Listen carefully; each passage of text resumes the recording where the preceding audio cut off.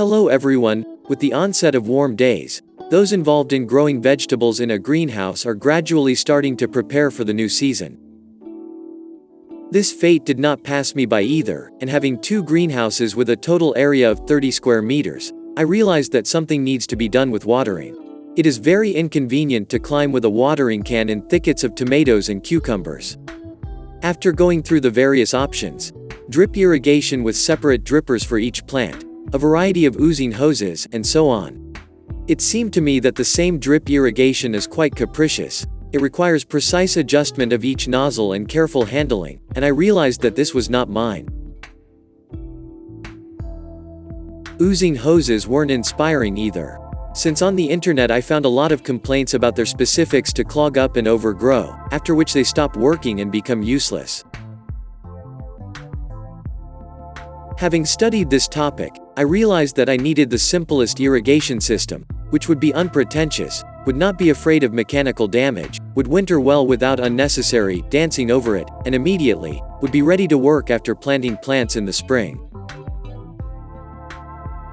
And I decided to make my watering based on the HDPE pipe, which is not afraid of the sun or frost.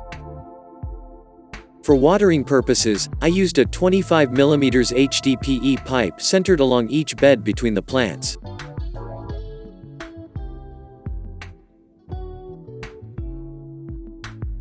Plants in a row. I have been planted in a checkerboard pattern, and accordingly I drilled holes with a diameter of 2 mm in the pipe at the same interval, just between the plants.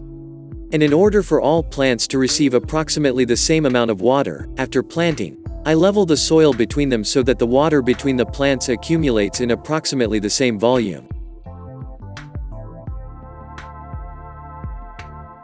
In the pipes, water is supplied by gravity from barrels located on the street at a height of 1 meter above ground level. In these barrels, rainwater pumped in the evening or collected from the roofs of greenhouses can calmly warm up during the day.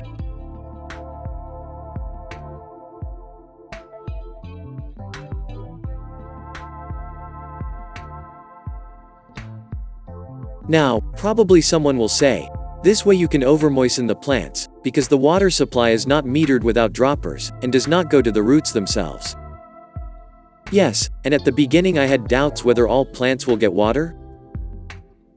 But as the practice of 2-year use of this irrigation has shown, with normal and abundant watering, the earth is gradually and everywhere saturated with moisture inside, and reaches all the roots. Sometimes I even noticed that after watering, in some places the ground was kind of dry from the top, but after an hour or two, having removed a little bit of the top layer of the earth in this place, it was clear that there was enough moisture in the depths. For the winter, I do not remove these pipes or pump them with air. The only thing I do is disconnect them from the supply line and move them along the edges of the beds for the convenience of digging the earth and laying compost. My irrigation system suits me completely. It is unpretentious and easy to maintain and work with, and most importantly, it was very cheap. That's all. Subscribe to my channel. Good luck to everyone and see you soon.